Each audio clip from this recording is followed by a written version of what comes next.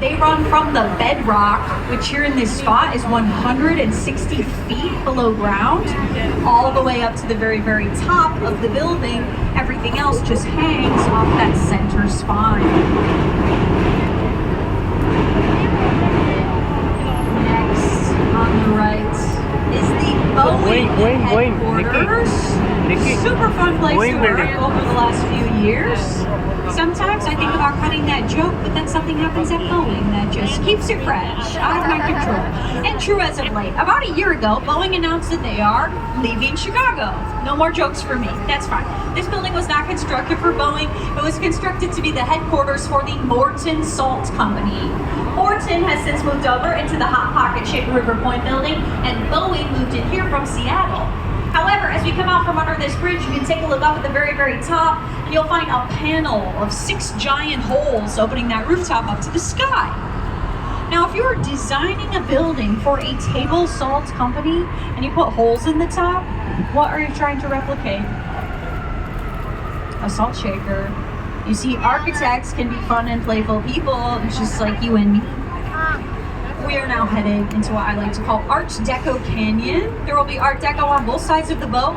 Gives you a feel for the opulence and the optimism of the style, which was popularized in the roaring 1920s in the United States in the Jazz Age. Coming up on the right is 2 Riverside Plaza, originally the Chicago Daily News building. The Chicago Daily News building is from 1929, and it was the first building in our city constructed facing the water of the Chicago River. Unfortunately, for many, many years, this water was super polluted. It's just shipping barges trying to make their way through the sludge. People did not want to see what was going on down here. Most buildings went up with their backs to the water. The architects here, they were like, hey, maybe one day they're going to clean that water up. Maybe we're going to want to watch the boats go by. And now they have that fabulous open-air plaza to enjoy because of their foresight. They were way ahead of their time. This next series of buildings on the right, it does show you how architecture evolved in the United States throughout the 20th century. How did we go from the over-the-top fanciful detailing of Art Deco in the 20s and early 30s to the very simple minimalism of modernism in the 50s and 60s? Lollapalooza, you gotta welcome them, you know. They come every year, they come and they go. August, that's how it is. Biggest event in the city. How did we go from the fancy styles to the very simple styles? It's important to remember that the Great Depression happened. 1929, stock market crash, ensuing Great Depression, quick entrance into World War II thereafter. All of these things left a giant gap in American construction. When they finally got back to architecture, the designers had totally different priorities than their predecessors. They're children of the Great Depression. They're thrifty and frugal. They're not worried about bas reliefs depicting Benjamin Franklin the way the Art Deco guys were.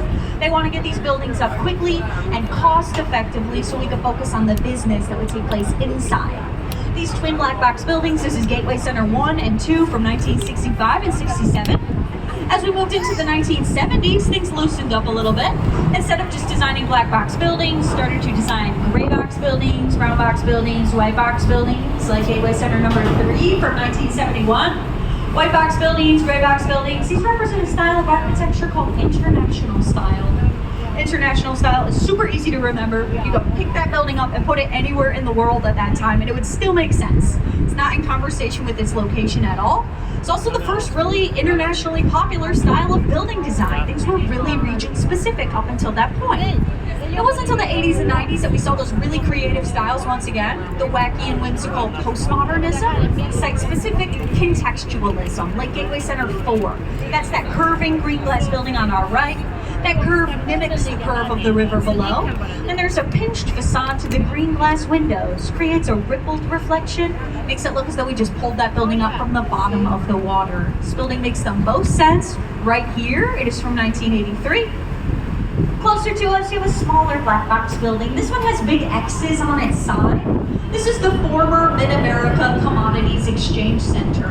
Those crisscrossing trusses, they are load-bearing. They put the entire weight of the structure on its outside skeleton. This means you don't have to leave space inside for big structural support columns. It's great for something where you want to have a big open space inside, like a commodities trading floor. Back over on the left, another great example of modernism. This is 300 South Wacker, and it was actually not included on our tours for many, many years. See, we already had so many great examples of modernism to show you. Didn't really need another one. This building's not facing the river. It's got this bank of elevators that puts this wall to the water. They got left out. Well, they got very tired of being left out. So in 2014, they put a map on themselves to put themselves on the map. This mural, it is a map of the Chicago River. That red Lego piece looking thing up at the top, that marks you are here. Blows my mind.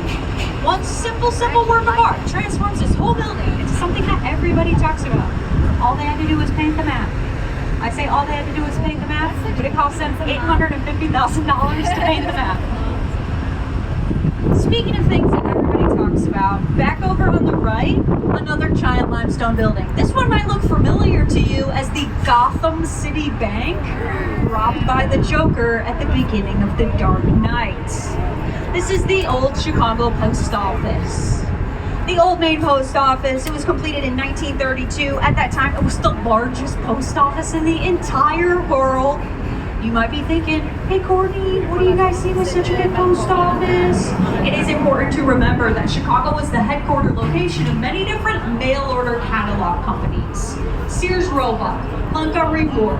These companies, they were selling things like industrial farm equipment, prefabricated houses. We needed a very large post office. This was our city's post office until the 90s. Then mail order catalogs decreased in popularity. We built a smaller one next door. This building sat empty. Great for filming movies. It sat empty until 2016 when it was purchased by developers who have now funneled over $900 million into its renovation. This building's renovation into high-end office and event space actually became the largest commercial redevelopment project in American history. The ground floor is open to the public. They have a food hall, very cool food court. You can feel what it feels like to be inside a $900 million building. The project also features a 3.5-acre rooftop park. It's called The Meadows. Hopefully it opens to the public very soon. As we travel down the south branch of the Chicago River, it's a great time for me to talk to you about one of the most pivotal moments in our city's history as we are nearing its origin site. To do this, we have to go back in time 152 years. Around 9 p.m. on Sunday night, October 8th, 1871, a neighbor came by to alert Mrs. Catherine O'Leary of a fire in the barn behind her house over on DeKoven Street. It's about 6 blocks to the southwest of where we are right now. Today, that exact spot is home to the Chicago Fire Academy, because irony is not dead.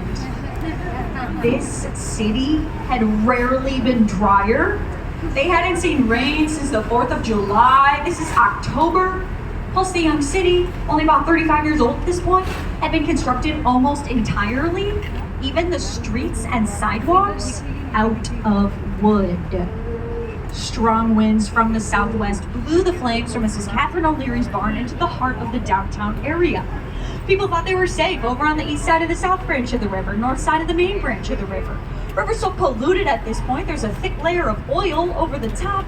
The river itself caught on fire. They had to seek refuge in the shallows of Lake Michigan, and they watched as the wooden city burned to the ground. Over the course of the 30-hour fire, over 17,000 structures were destroyed. 17,000 buildings. It was absolutely devastating. However, it did give us the ultimate opportunity to rebuild and fix all of the mistakes that we had made the first time around. Architects and engineers flocked to the city of Chicago in the years following the fire. They were seizing upon the super rare opportunity to construct so many brand new buildings on already valuable property. One of the architects working in Chicago at this time, his name was William LeBaron Jenney, and he decided to put the weight of the structure on an inner steel frame rather than a load-bearing stone wall, and thus the world's first skyscraper